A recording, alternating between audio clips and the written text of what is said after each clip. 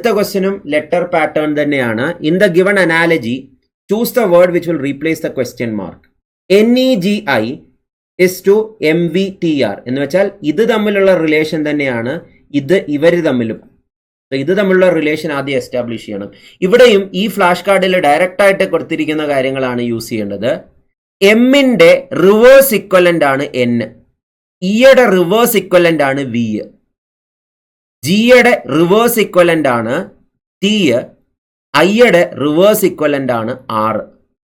Reverse equivalent എന്ന് പറഞ്ഞാൽ 26 letters അല്ലേ ഇംഗ്ലീഷ് ആൽഫബറ്റിലുള്ള. 26 ലെറ്റർ പകുതിയാക്കിയാൽ 13 എന്ന് കിട്ടും. 13 ലെറ്റർ ഫോർവേഡ് എഴുതിയിട്ട് പിന്നെ 13 ലെറ്റർ തിരിച്ചെഴുതിയാൽ റിവേഴ്സ് ഇക്വലന്റ് പെട്ടെന്ന് കണ്ടുപിടിക്കാം. റിവേഴ്സ് ഇക്വലന്റ് എന്ന് പറഞ്ഞാൽ ഇത്രേ ഉള്ളൂ.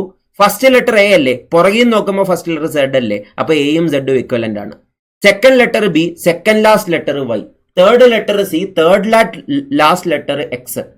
സോ അതിനെയാണ് റിവേഴ്സ് ഇക്വലന്റ് എന്ന് പറയുന്നത്. സോ ഈ Nഉം Mഉം റിവേഴ്സ് ഇക്വലൻസ് ആണ്, ഇയും വിയും റിവേഴ്സ് ഇക്വലൻസ് ആണ്, ജിയും ടിയും റിവേഴ്സ് ഇക്വലൻസ് ആണ്, ഐയും ആറും റിവേഴ്സ് ഇക്വലൻസ് ആണ്. സോ ആ ഐഡിയ വെച്ച് എസിന്റെ റിവേഴ്സ് ഇക്വലന്റ് എഴുതണം. എസിന്റെ റിവേഴ്സ് ഇക്വലന്റ് ഏതാണ്? H ആണ്. H റിവേഴ്സ് ഇക്വലന്റ് ആയതുകൊണ്ട് തന്നെ H ഫസ്റ്റ് ലെറ്റർ വരുന്ന ഒരേ ഒരു ഓപ്ഷനേ ഉള്ളൂ. അവിടെ വെച്ച് തന്നെ ഉത്തരം കിട്ടി. ബാക്കി നോക്കിക്കോളുക. ഐയുടെ റിവേഴ്സ് ഇക്വലന്റ് R ആണ്, എന്നിന്റെ റിവേഴ്സ് ഇക്വലന്റ് M ആണ്, ജിയുടെ റിവേഴ്സ് ഇക്വലന്റ് T ആണ്. ഇത് വേറെ രീതിയിലും ചെയ്യാം, but this is the correct solution or the standard solution.